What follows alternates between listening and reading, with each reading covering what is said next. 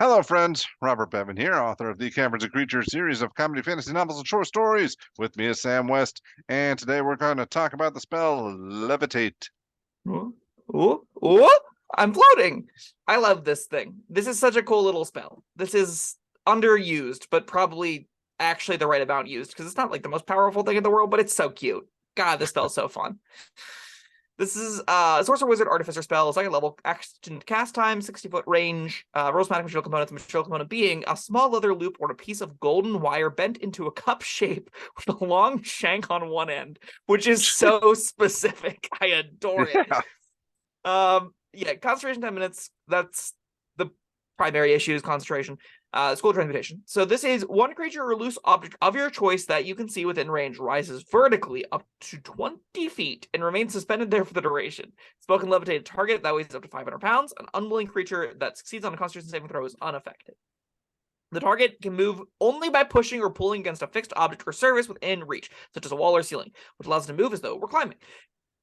You can change the target's altitude by 20 feet in either direction on your turn. If you are the target, you can move up or down as part of your move. Otherwise, you have to use an action to do it. While within the spell range, that spell range being 60 feet.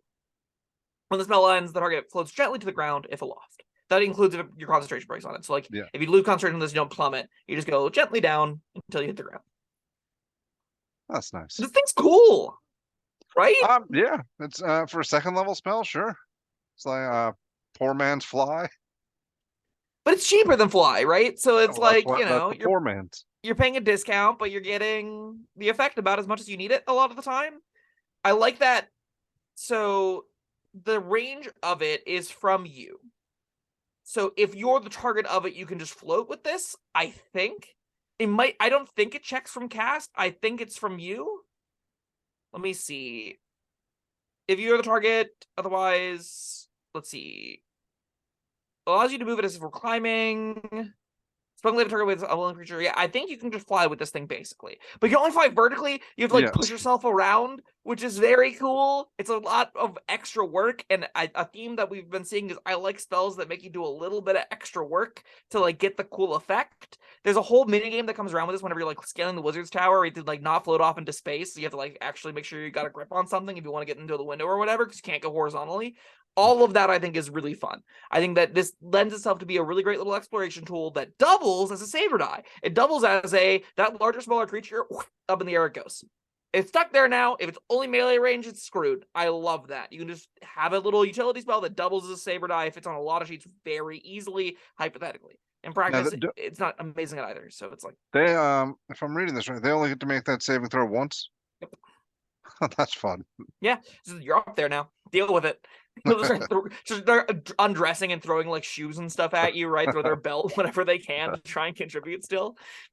I can imagine definitely someone taking off their belt and trying to get it on a wall while looping it and pulling themselves over to it. There's a whole little fun mini game that this paints amazing images of if you get to cast it. It's such a fun image. And those instances where you just stick a orc up in the air and it can't kill you anymore is really great. Yeah.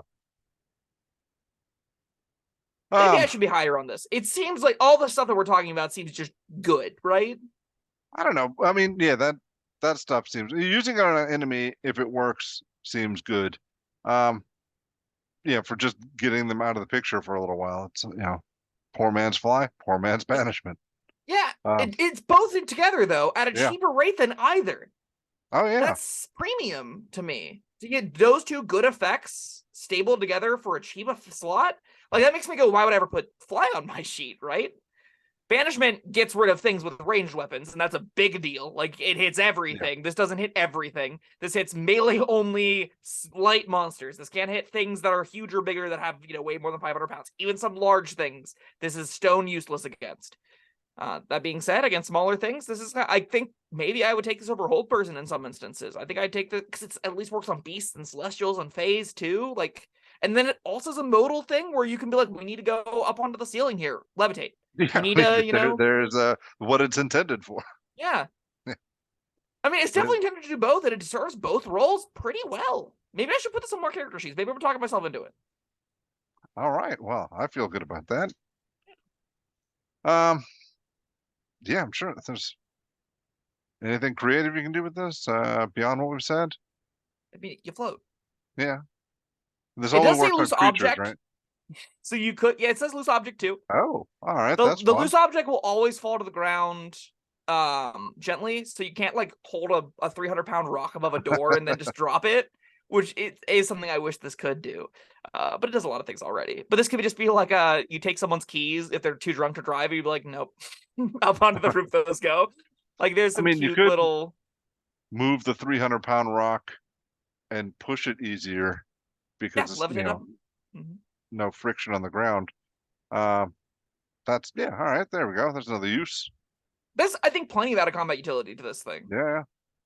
Beyond, like, just floating around space is genuinely useful. I think, especially this is going to mainly shine in enclosed spaces, where fly is going to be the kind of thing where you're like floating around big open spaces and towers and doing long surveillance things. This is a vertical, like, beholder layer kind of exploration tool. This is you're in the dungeon, it's got 30-foot ceilings, you want to hide up in the corner, levitate up there, right? This is a kind of effect that is going to be better when you can actually navigate horizontally. The moment you stop being able to navigate horizontally, it's going to lose a lot of its value. But then maybe you get cool things with grappling hooks. Use case. Yeah, on enemies, it's way better for that. Yeah.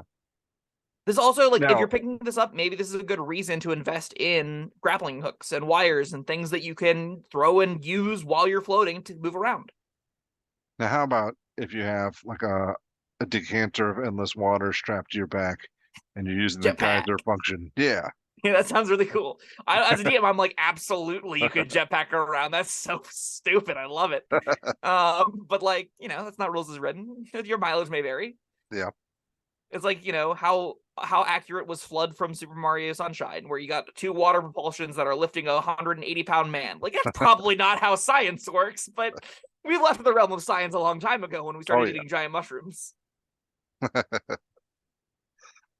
All right. Well, yeah, fun times. I'm gonna give this a 4. I'm gonna do it. I think the spell's genuinely awesome. The modality is great. It doesn't affect every creature, but it affects a lot of creatures, and especially on dumber low tier stuff, this is gonna act like a saber die. It's also a really easy utility thing. Like, as a sorcerer, if you want a utility and a saber die spell, this being a 2-in-1 is a huge deal for you because you only get like 8 spells. So I don't know. I'm really high on this thing now that we've talked about it. I think 4 seems reasonable to me. This seems great.